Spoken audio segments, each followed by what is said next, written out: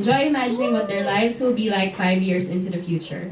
It's never serious, just a whole lot of teasing and poking fun at each other. Till blindingly handsome PR professional Inigo Antonio saunters into the university bookstore where Billy works. All of a sudden, she finds herself face to face with the physical manifestation of the very dream she tells Carlos about. Captivated by Inigo's magnetic personality, Billy is lured into his dazzlingly glamorous world, much to Carlos's frustration. But as Billy notices Inigo might not be playing by the rules, Carlos begs her to stay away from him. Billy doesn't listen. When Billy doesn't listen, she realizes too late that she is in over her head, and it may take a miracle or a boy who cares deeply about her to get her out of it. All That Glitters by Ines Bautista-Yao.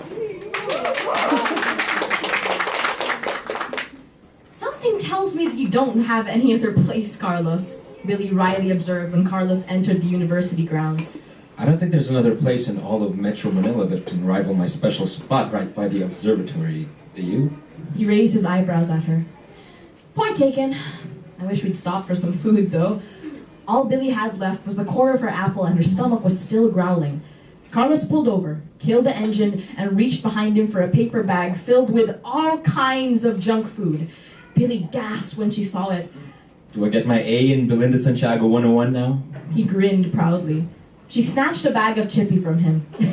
You will never get a bad grade in that class, Carlos, and you know it. Believe me, I thought I'd failed a few weeks ago. His voice softened. Billy gulped, unable to tear open the bag after hearing that. She set it aside and turned so her entire upper body was facing him.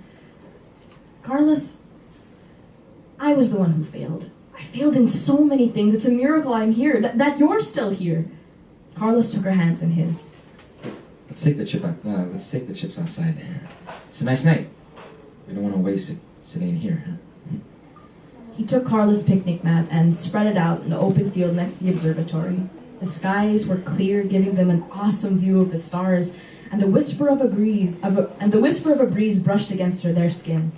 Billy held onto the chips, but all of a sudden her appetite vanished. Carlos sat across her and looked up at the star-speckled sky. Makes me wish I had an unlimited access to the observatory. Billy grinned. I think that was the best date I ever had, even if it wasn't meant for me. Locking eyes with her, Carlos said, Why did you allow Inigo to bully you into trying to extort money from Hal? Billy's brow wrinkled. You really don't know? A self-satisfied smile played around the curve of his lips. I want to hear it from you. Before he could duck or raise his hands to catch them, a bag of chips began flying at his head. Hey, stop it! He laughed, throwing it back at Billy. Come on, Billy. After that night in my house, I was completely miserable. You can't blame me for having even a little celebration, even if it's just me doing a dance of joy inside my head. Billy grinned and scooted next to him, nudging him with her elbow. I'll only tell you if I get to see this dance of joy in person.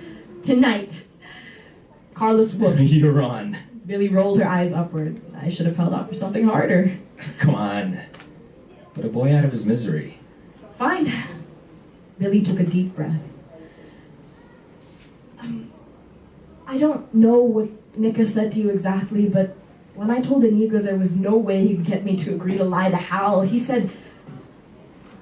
Her voice broke as a memory came rushing back, flooding her senses. Carlos put a hand over hers and gently rubbed his thumb across it. Billy swallowed hard and continued. He told me that he'd done his research and had all the tools he needed to destroy your future. He said he had connections everywhere and he was going to make sure you wouldn't be able to get a job or be accepted by any of the graduate schools you apply for. He said he was going to crush your self-confidence until you were just a shell of a man or something like that. I was too stunned to remember all of it. And all I knew was that he was threatening the most important person in my life, and I couldn't allow that to happen. The tears came so easily. Maybe because she'd already shed some earlier that evening, or maybe she could feel the fatigue gnaw at her soul, but whatever it was, Billy knew that her raw emotions were plastered all over her face. And she also knew that she was with the one who could who wouldn't do anything to hurt her, who knew that this was not the time to tease or make fun, who knew what she needed. That was to take her in his arms and hold her until the wave of tears subsided. Billy rested her cheek against his soft shirt that smelled just like him, that wonderful scent that brought her calm and peace and offered up a silent prayer of thanks. Why didn't you just tell me? He murmured into her hair. You would have stopped me. And where would that have left us?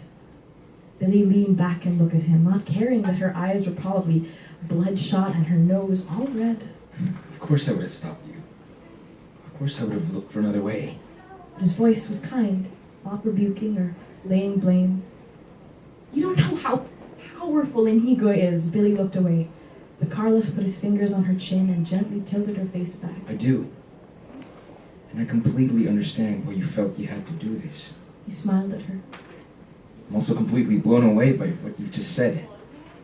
I thought I'd lost my chance forever. I thought you were too smitten with him to make room in your heart for anyone else. What are you talking about? You've always been in my heart, Carlos. Billy glowered at him.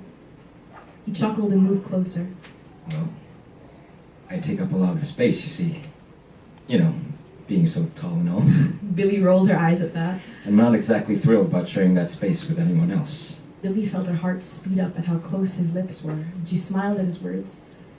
You do know that I have a couple of brothers who take up a lot of space, too. Carlos inched even closer. Those boys love me. I'll gladly scoot over so I can take center stage. Oh, and there's also Nika, who can be a very demanding friend, and my mom, who... Her words died on her lips as Carlos pulled against hers, finally shutting her up. And all the pain, all the fear, all the frustration that had consumed her over the past days had evaporated with the touch of his mouth, the feel of his arms around her, and the hammering of his heartbeat so close to hers. Billy wove her hands through his hair and breathed in the scent that belonged only to him. She could kiss him under the starlit sky forever. When Carlos finally broke their kiss, he rested his forehead on hers and murmured, Never in my wildest dreams did I imagine kissing you would be so... hot? She teased. Well, yeah, I always knew that. He laughed quietly. But that wasn't the word I was looking for. Right. That's the word. I never imagined it would feel so right. Billy dropped the playfulness and squeezed his hand. You've always been home to me, Carlos. Being together has always been right. I just never realized it until... Till a slick, money-grubbing extortionist had to threaten my life? Yeah, I know. I guess I should consider myself lucky anyway.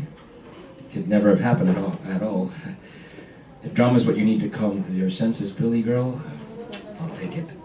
Billy opened her mouth to fire back a retort, but he swiftly killed it by kissing her over and over until she was out of breath, till her head was spinning, till her heart was overflowing with love for this exasperating, rumpled boy whom she knew loved her just as much.